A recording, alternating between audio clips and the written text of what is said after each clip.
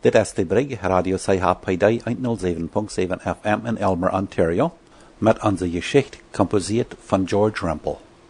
In diesem Port van de Geschichte van de Mennoniten, die in de 1920 jaren van Canada naar Mexico omsiedelden, handelt zich dat zum Teil nach Wara van de Mennoniten en Nuevo Ideal Durango, Mexico, en dan meer van wo de Mennoniten die in Mexico woonden, waren afvangen terug te siedelen naar Canada. George Rempel, die veel van dit met beleefd heeft, merkt zich ermee Einzelheiten daarvan uit te studeren en hier waar te geven. Dit moet jeft ook zijn adres oder zijn aanschrift aan, zodat wanneer we wel schriftlich met hem verkeren, de gelegenheid toe is. So neemt u een papier en bleistift rijden, dan kan je dat opschrijven. Ik zie Hein Rempel en ik wens je een goede aanvang.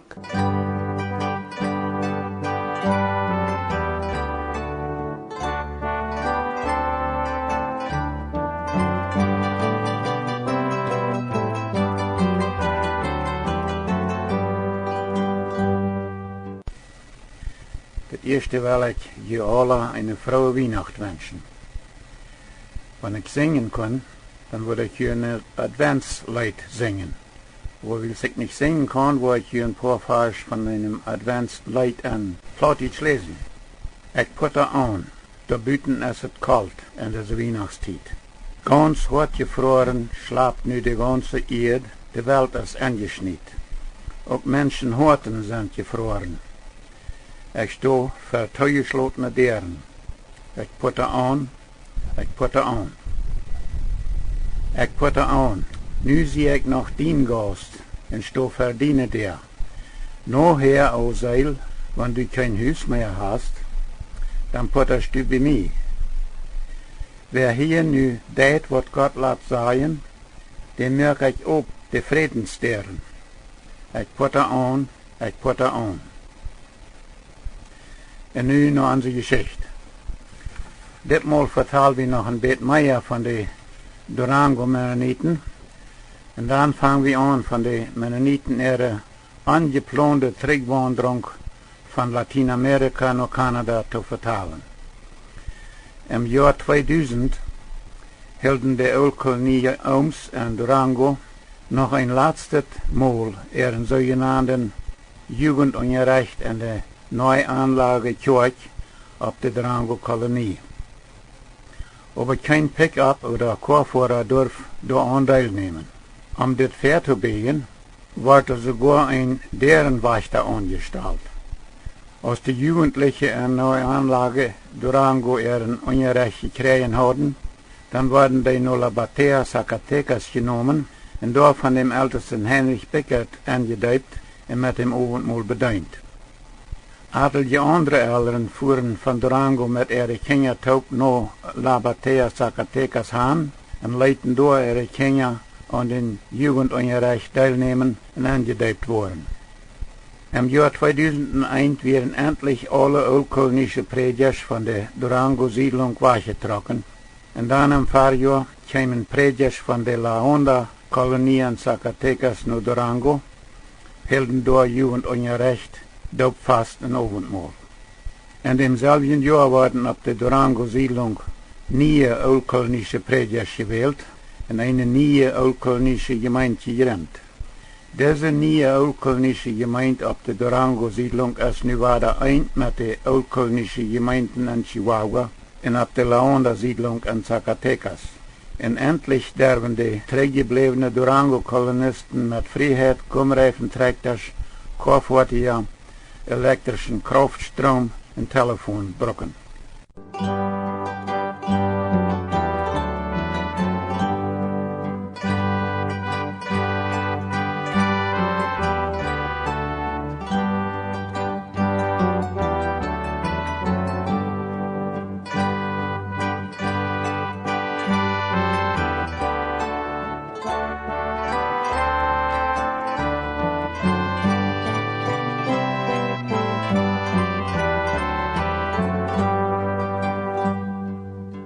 De Mennoniten ihre Terugwanderung von Latijns-Amerika nach Canada.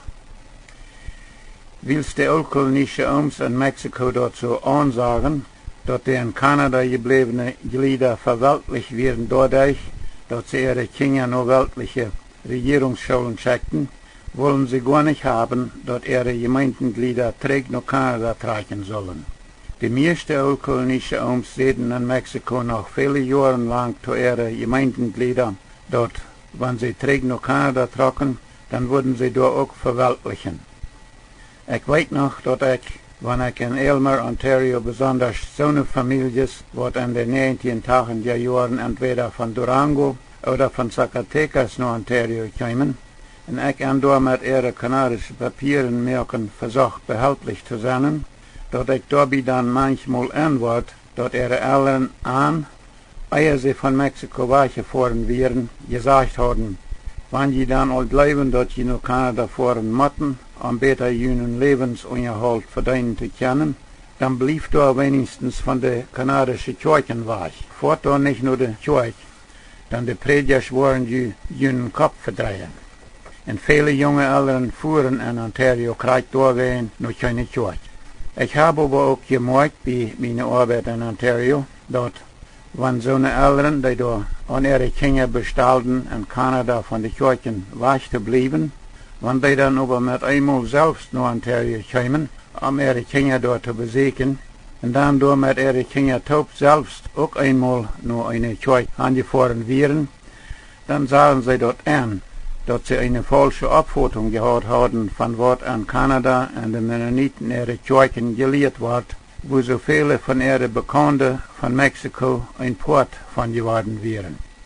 Also kurz gesagt, in der Ölkolonie in Sommerfelder ihrem Denken über die komplizierte Schulfrau in den 1920er Jahren in Kanada hat sich dahin entwickelt, dass die in Kanada gebliebenen Glieder glaubten, dass sie am rechten wären, wenn sie dort nie Schulwesen in Kanada angenommen hatten, während die meisten von den Oms und viele von den Älteren, die nun in Mexiko wohnten, noch lang immer dort bestanden, dass sie am rechten gewusst wären, dass sie nach Mexiko ausgewandert wären, um durch ihre Kinder und ihre eigenen Schulen vor weltlichen Einfluss zu beschützen, und durch Bibel und Katechismus Religionsunterricht zu geben, sodass sie von Kindheit an lehren können, mit Jesus Christus seine Heilsbotschaft bekannt zu werden.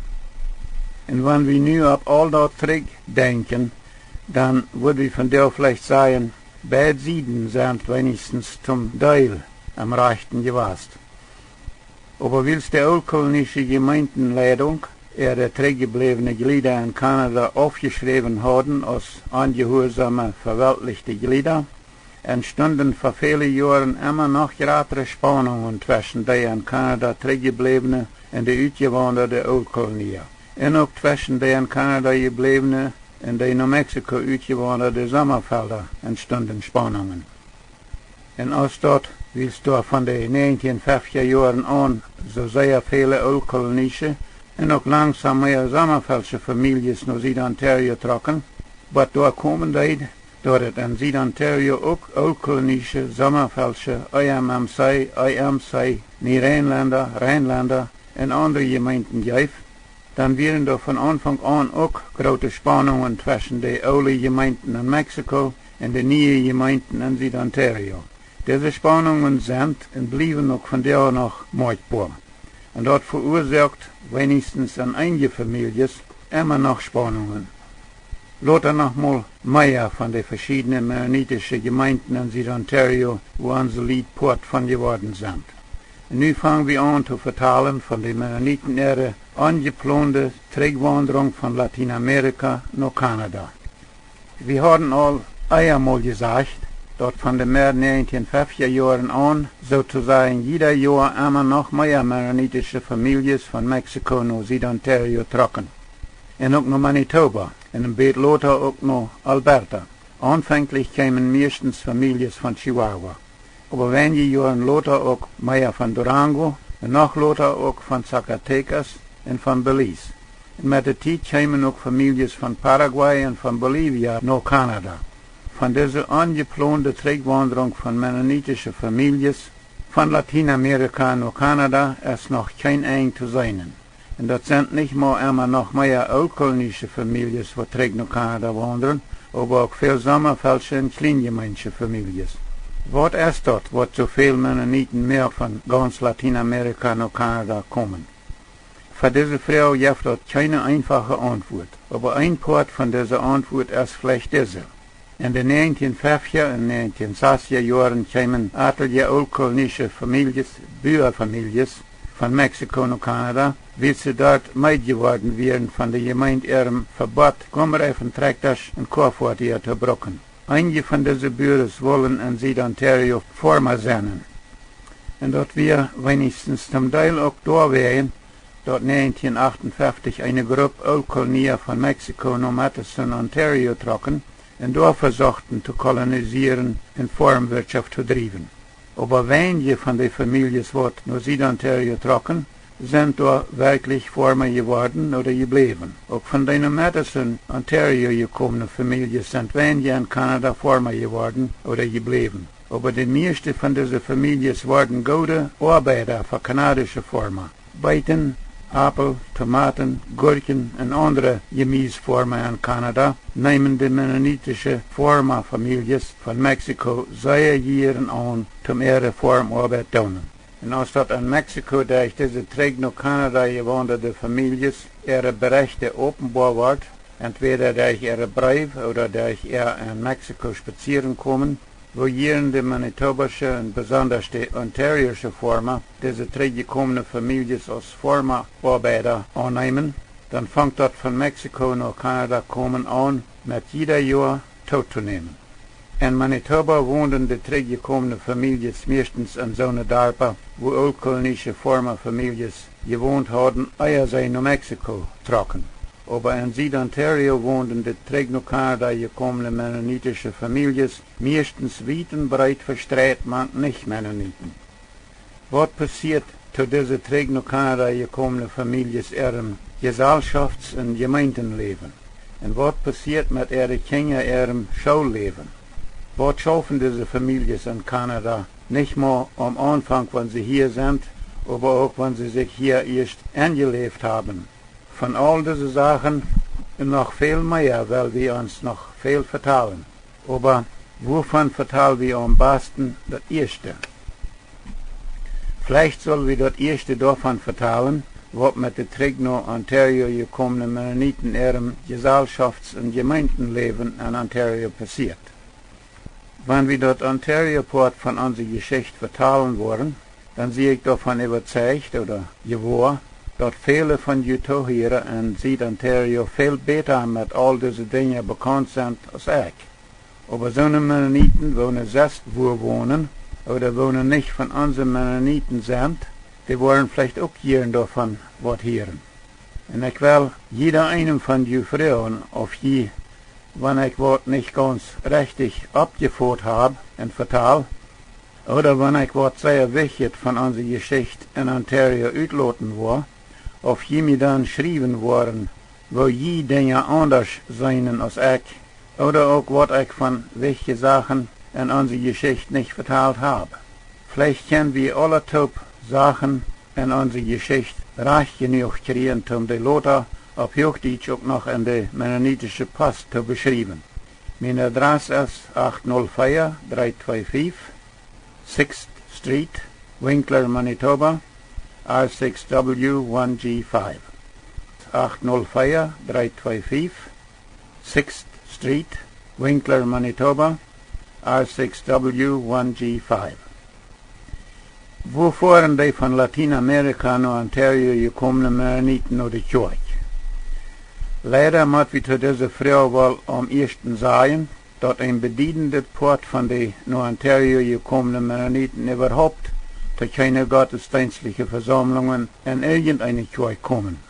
Aber die meisten sind in Ontario Part geworden von so einer Gemeinden aus Ulkolonier, Rheinländer, Niederrheinländer, Sommerfelder, IMMCer und IMCer. Und viele andere holen sich zu anderen mennonitischen Konferenzgemeinden oder sogar zu Brüder in Christus, Brethren in Christ, oder Baptisten in andere Kirchen. Aber von solchen Gemeinden soll wir das erste Wort vertalen.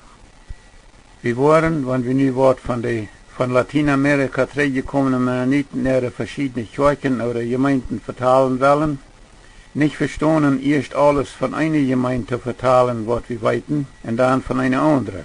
Vieles Wort von unseren verschiedenen Kirchen oder Gemeinden so ein bisschen durcheinander verteilt worden müssen, wenn wir verstehen wollen, wo die entstanden sind und wo die sich entwickelt haben oder wo einige von die sich ableisten.